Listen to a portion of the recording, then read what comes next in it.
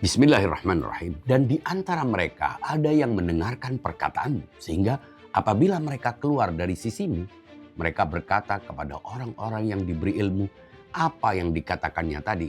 Mereka itulah orang-orang yang hatinya telah dikunci oleh Allah dan mereka mengikuti hawa nafsu mereka. Surat Muhammad ayat 16. Ayat ini menyingkap satu penghalang ilmu yang tak selalu terlihat, yaitu gengsi. Orang-orang itu hadir, mendengar langsung, tetapi tidak benar-benar memahami. Ketika majelis selesai, ketika rapat selesai, mereka tidak bertanya kepada sumbernya saat itu juga. Mereka baru bertanya setelah selesai kepada orang lain, seolah menjaga jarak dari kemungkinan dianggap tidak mengerti. Sikap ini bukan sekedar lupa atau ketidaksengajaan. Ia mencerminkan keengganan untuk mengakui tidak tahu di hadapan publik. Bertanya terasa merendahkan diri, sementara diam memberi ilusi bahwa semuanya telah dipahami. Gengsi menjaga citra, tetapi mengorbankan ilmu. Disinilah muncul paradoks. Keinginan untuk tampak cerdas justru membuat seseorang rela tetap tidak tahu.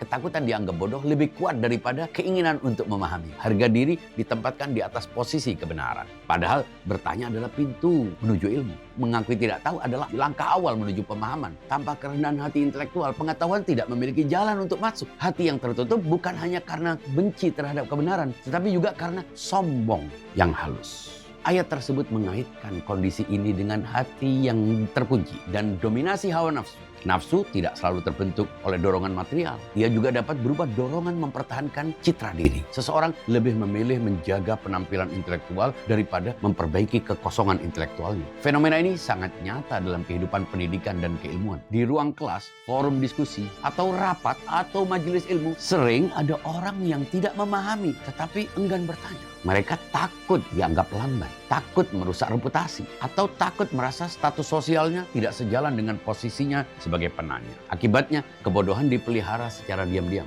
Pemahaman dangkal dibiarkan seolah-olah cukup. Ketidaktahuan disembunyikan di balik bahasa umum, pengulangan istilah, atau sekadar mengikuti arus pembicaraan tanpa benar-benar menangkap maknanya.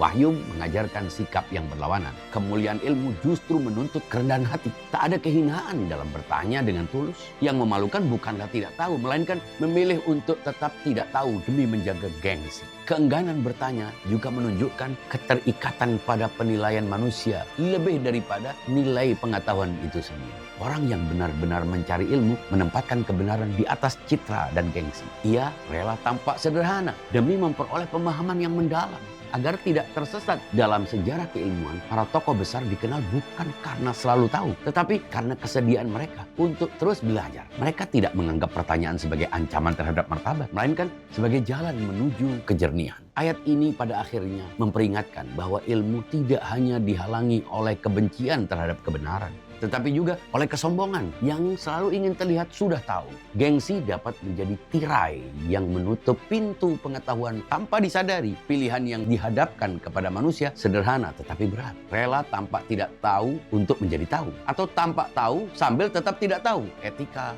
wahyu jelas berpihak kepada yang pertama. Karena kemudian tidak terletak pada citra kecerdasan, melainkan pada kejujuran dalam mencari kebenaran. Assalamualaikum warahmatullahi wabarakatuh.